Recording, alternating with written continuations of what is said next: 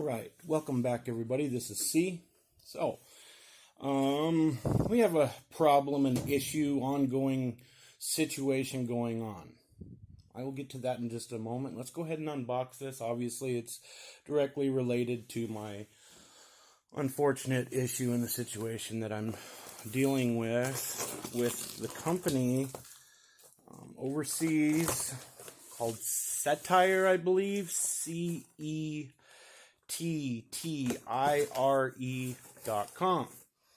So, I on that site, Cettire, whatever, Cettire, however you say it, I purchased a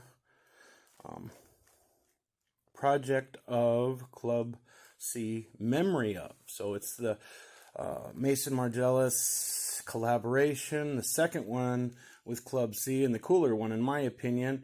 They came out with an all black, all white pair, two separate ones. I did note on Instagram that black pair was my choice for the black sneaker to be that I've been chewing the community's ear off for about a year probably at this point about finding the right black sneaker, and I think I did with the making of with this Mason Margiela, but I'm not certain, and I'm not certain if I'm even pronouncing that right, but if I'm not, I believe, the company's from France, Paris, France, a designer type company.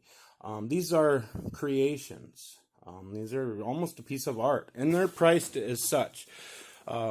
Highest retail I've ever paid on a sneaker, definitely the highest I've ever seen retail on a pair of Club C's at, I believe, $400 was the retail price. Obviously, that's not what I paid for them. I ended up finding them on sale. I won't say exactly what I got, but I ordered my normal size 11, like just came in here from StockX in the matter of a week and a half.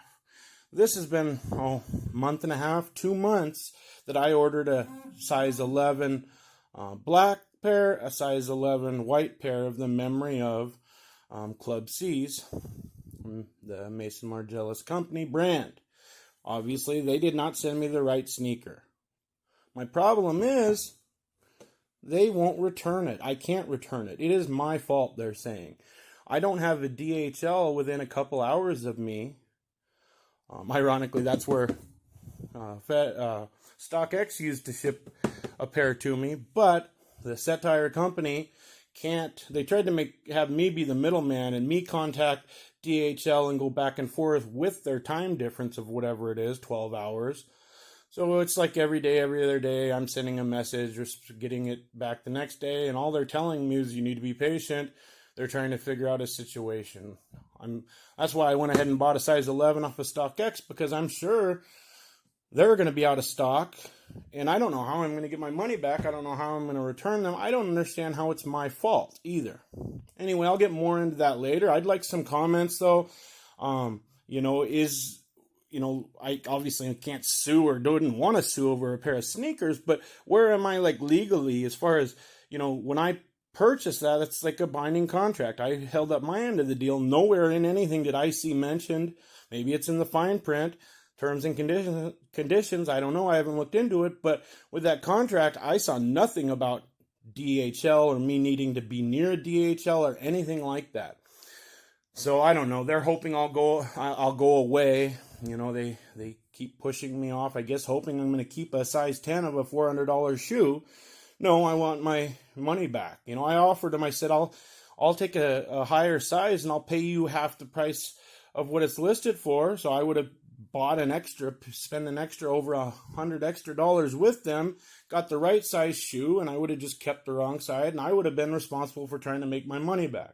So I don't know what's going to happen, but warning, public service announcement, that company, CETTIRE, is, in my opinion, not reputable. Lovely looking shoe. I don't want to mess with these ones too much. I was just looking for the Cettire for you, but I can put that in the description. It's a big company. I didn't anticipate having problems. But Anyway, enough of me whining. Let's go ahead and check out this shoe kind of quickly. But like I said, it's basically a piece of art. I haven't seen, I just opened this with you guys. Has a information card with different languages. It says this model is hand finished. The unfinished and irregular stitches are the result of a deliberate stylistic approach made by the designer. Therefore, the homogeneity among pairs is normal. So they're not going to be exact or precise or, the same exact. Now, this I saw in my other ones too. I don't really understand the purpose of these. They're not, the bags like a dust bag. It's that you put on the bottom of your shoes so you don't get them dirty. I don't know if this is to maybe because they are a higher designer brand to try them on in the store and they give these. I'm not sure. Somebody in comments bring me up to speed. I'm not a designer type of guy. I'm a normal Club C type of guy. And when they cross like this is sometimes when I get into them then. So that stock X tag doesn't mean what it used to mean, does it? They're different, though. They changed them up a little. Anyway, looking at the memory of project. So, this has higher end leather. It says, that it's specialized, fabric leather. Thing is, though, if you take the amount that they cut off in the process of this making of process, which is really cool, but if you take all that they cut off, there's no leather in so many of these spots, you'd think it'd be cheaper, but obviously I'm kind of being silly about that. This leather is supposed to be top notch. So what it is, it's like a deconstruction, reconstruction, I guess is maybe the best way to understand it. So they go back to the base layer and then they go back to put things on. So you see how they, this toe cap piece, or not toe, but heel piece. Let me grab another C so we can compare it here.